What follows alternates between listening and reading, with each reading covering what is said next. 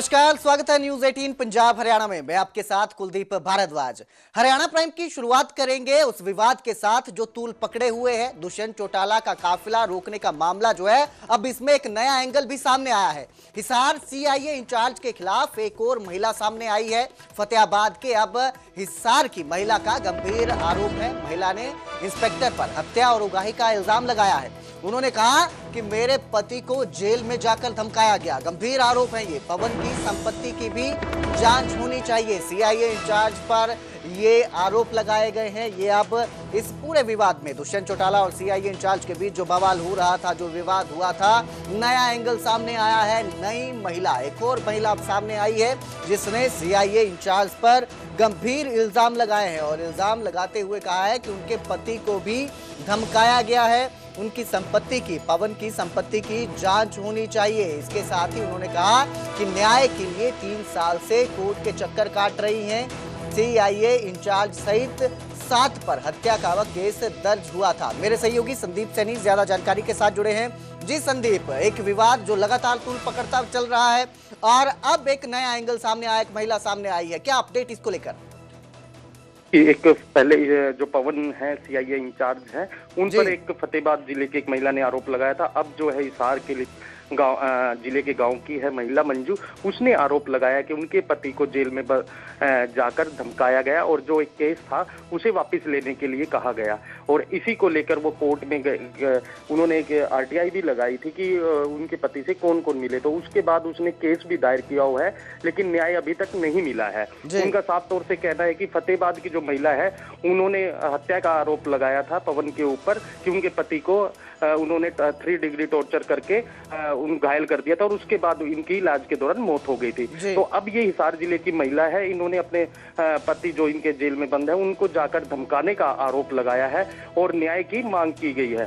और ये विवाद जो है सीआईए जो पवन है उनके खिलाफ जो लगातार महिलाएं आ रही हैं और जो दुष्यंत चौटाला है उनसे इनका विवाद हुआ था और उसके बाद से ही ये चर्चा में आई थी और ये वीडियो अब सोशल मीडिया पर वायरल हो रहा है। वहीं सीआईए इंचार्ज का क्या कहना है इन आरोपों पर? उनका कोई प्रतिक्रम सामने आया है इसको लेकर?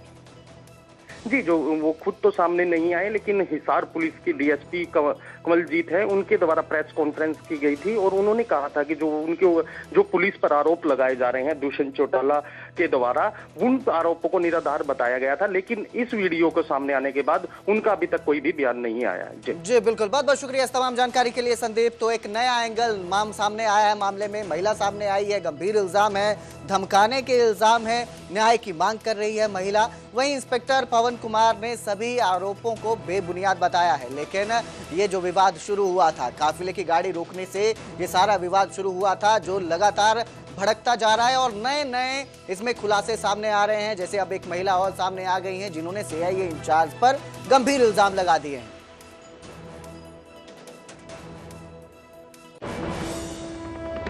तो वहीं दुष्यंत चौटाला हिसार में अब महापंचायत करेंगे। 27 अप्रैल को हिसार में छात्र हित में महापंचायत की जाएगी। पंचकुला में जेजेपी ने पार्टी मीटिंग में यह फैसला लिया, बड़ा फैसला लिया गया है। इसके साथ ही दुष्यंत चौटाला ने डीजीपी पर उनका नंबर ब्लॉक करने के इल्जाम भी लगाए। उन्होंने अपने फोन को दिखाते हुए कहा कि देखिए मेरा जो नंबर है वो ब्लॉक कर दिया गया है। इस मामले को लेकर उन्होंने डीजीपी से बात करने की कोशिश की, लेकिन उसके बाद उनका नंबर ब्लॉक कर दिया गया, ऐसा उनका कहना है, इल्जाम है। सरकार का डर नहीं है, दुष्यंत चौटाला के इल्जाम है ये। 6 साथियों को बिना किसी वारंट के गिरफ्तार किया गया।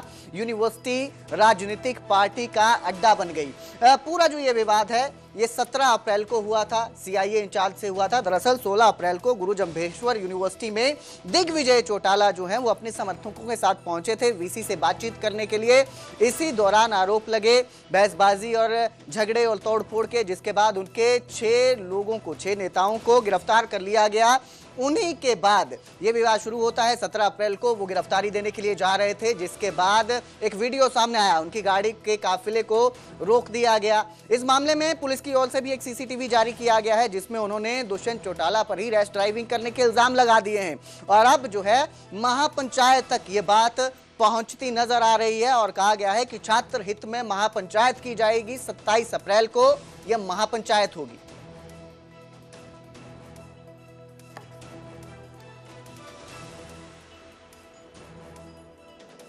कल मैंने उनको मैसेज भेजा कि good evening ji, I tried calling you for last 3 days.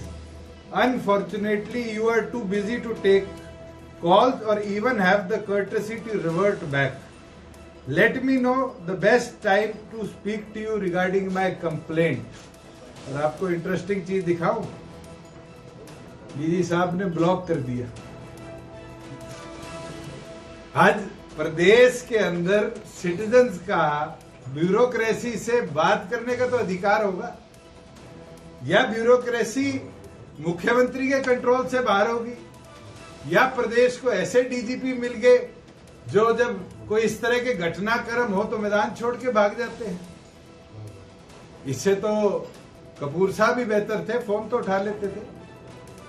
मैं तो उम्मीद रखता था कि नए जोश के साथ कुछ ना कुछ प्रदेश को मिलेगा, मगर इस तरीके से कतराना और बात करने से डरना और फिर नंबर ब्लॉक कर देना, ये तो सैनी साहब आपकी टीम की कमजोरी है।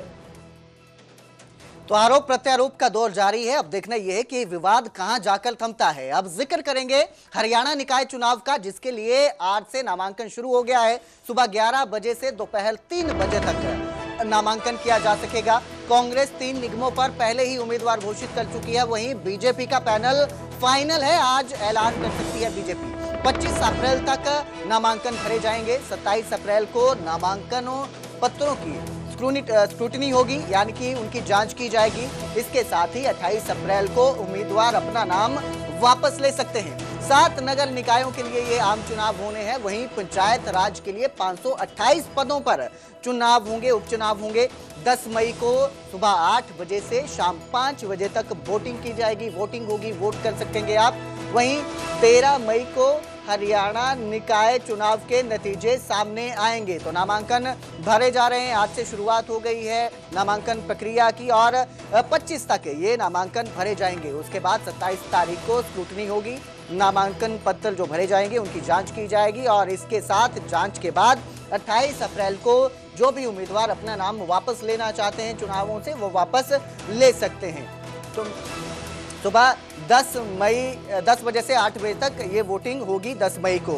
मेरे सहयोगी अंकित दुदानी इस खबर पर ज्यादा जानकारी के साथ जुड़े हैं। अंकित, आज से नामांकन शुरू हो रहे हैं। बीजेपी जो है कब अपने उम्मीदवारों का ऐलान कर सकती है निकाय चुनावों के लिए?